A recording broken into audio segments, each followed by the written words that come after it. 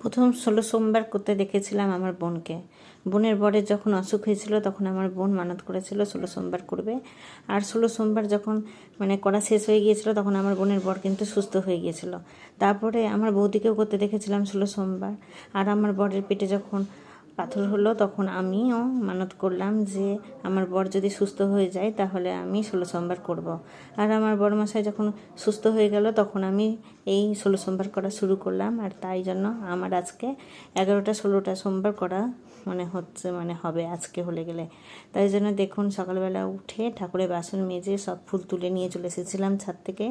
তারপরে স্নান করে দেখুন ঠাকুরের পুজো করছি, শিব পুজো।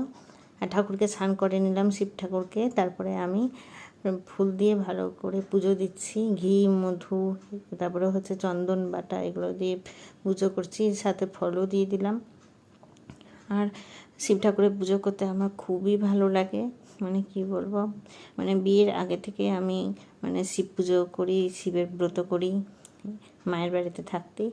আর আজকের ভিডিওটা শুরু করলাম পুজো দিয়েই, শিব পুজো দিয়েই। আর এই দেখুন কলাটা কাটছি, আর কলাটা একটু বেশি মজে গিয়েছে পেকে, ওই জন্য একটু এক সাইডটা কেটে বাদ দিয়ে দিলাম। আর তারপরে এই দেখুন আমি ঠাকুরকে ভোগ প্রসাদ দিচ্ছি। আর তাই জন্য আরেকটা নকুলদানাও দিয়ে দিয়েছিলাম, একটা শশা ছিল সেটা দিয়ে ভোগ দিয়ে দিলাম। আর কি সুন্দর করে দেখুন সাজিয়ে দিলাম ফুল দিয়ে, কি সুন্দর লাগছে তাই না? আমার তো দেখে মনটা জুড়িয়ে যাচ্ছে। আর এরকম করেই সাজিয়ে গুছিয়ে পুজো করি, তাই জন্য পুজো করতে আমার অনেকটা টাইম লেগে যায়। আর এই দেখুন আর দুপুরবেলা আমি খেয়েছিলাম ডালিয়ার খিচুড়ি। ডালিয়ার মধ্যে একটু ঢেঁড়স দিয়ে দিয়েছিলাম, পটল সিদ্ধ আর আলু সিদ্ধ, পাঁপড় ভাজা ছিল কিন্তু খেতে ইচ্ছা করছিল না, তাই জন্য খাইনি। আর রাত্রিবেলা তরকারি কাটতে বসে পড়েছিলাম, পরের দিন রান্নাবান্না করবো তাই জন্য। আর একটু আলুর তরকারি কেটে নিয়েছিলাম রাতের জন্য, কারণ পরোটার সাথে খাবো তাই জন্য। আর আলুর তরকারিটা করছিলাম কালো জিরা দিয়ে, আর পরোটার সাথে খাবো তাই জন্য। এই দেখুন রাত্রিবেলা তরকারি কাটার পরে আমি রান্না করতে বসে পড়লাম, রাতের রান্না। আর এইদিকে তরকারি বানাচ্ছি, কালো জিরা আলু দিয়ে তরকারি। আর এই সাইডে আটা ময়ম করছিলাম পরোটা বানাবো তাই জন্য।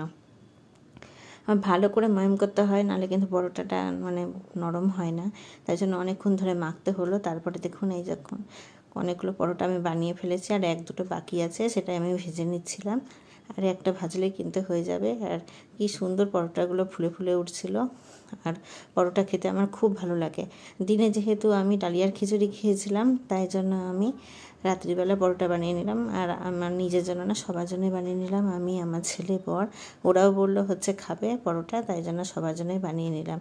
আর সাথে মিষ্টি এনেছিল। ঠিক আছে, ভিডিওটা এখানে শেষ করছি। রাধে রাধে বন্ধুরা।